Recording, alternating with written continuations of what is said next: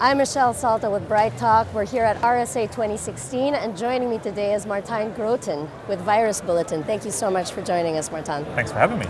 One of the trending topics for RSA 2016 has been the San Bernardino iPhone incident and the safe harbor ruling. What's your stand on that? Like most people in the tech industry, I fully stand with Apple, and I fully support Apple in what it's trying to achieve, or what it's trying to prevent the FBI from achieving. What do you think are the implications if Apple does not get its way? I think their implications are so big; they're really hard to foresee. You could get a situation where tech companies just completely give in. Right? They could also move to other countries, and you could get situations where people have always talked about export regulations in the past, export of cryptographic protocols, but you might get import regulations in the US and in other countries perhaps, where you may not be able to use strong encryption technologies made abroad. So let's shift gears and go into industry specifics. We know that financial institutions are getting much more digitalized from demand for consumers for mobile banking, also from pressure from competitors. Do you think they're doing a good enough job preparing themselves from cyber attacks and protecting the data and technology? I think they're doing a good enough job. They're not doing a perfect job, but then they don't have to be. I mean, financial institutions, putting aside things like the occasional financial crisis, in general they're really good at deciding what risks are worth taking, and they take risks worth taking.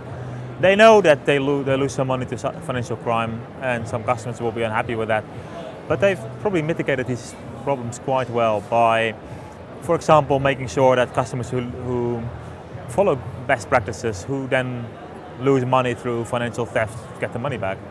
Right, so the assurances are there, if not the protection. Yeah, and for them, that's probably what matters most. And we in security tend to think of 100% protection and everything else is not good enough. But from a bank, if it's cheaper for them to occasionally lose some money, then that's the sensible thing to do. Well, moving into healthcare, we know that hospitals are becoming more susceptible to ransomware attacks. How do you think they could improve on protecting their infrastructure? I think the most important thing, and the first thing they should realize, is that you can never 100% prevent such attacks. So they should realize that some data they keep may get either lost or stolen or encrypted. And depending on what's the risk, and it depends on the kind of data, in some cases the biggest risk is they're losing the data through encryption by someone who doesn't give the key to them. And in some cases it will be the theft of the data because it's sensitive information containing patients.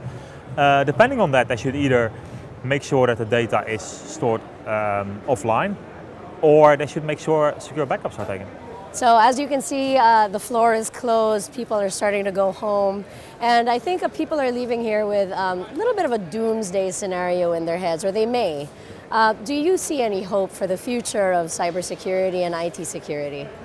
I think the first thing to mention is that this industry makes its money through doomsday scenarios.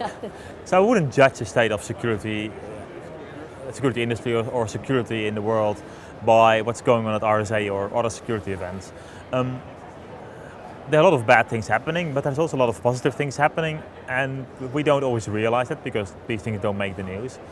I think one key word is mitigation. A lot of attacks, we realize implicitly or explicitly that we can't prevent them, but we have mitigated them very well through both technical and non-technical solutions. And a lot of people working on these issues. The fact that there are, I believe, 40,000 people at RSA means that there are many problems, but also many people working to solve them. Very good. The phrase that comes to mind is good is the enemy of perfect. So we're doing a good job. I really like that phrase, and I think it really applies to security. All right. Well, thank you very much for joining us, Martijn. Thanks, it's been a pleasure.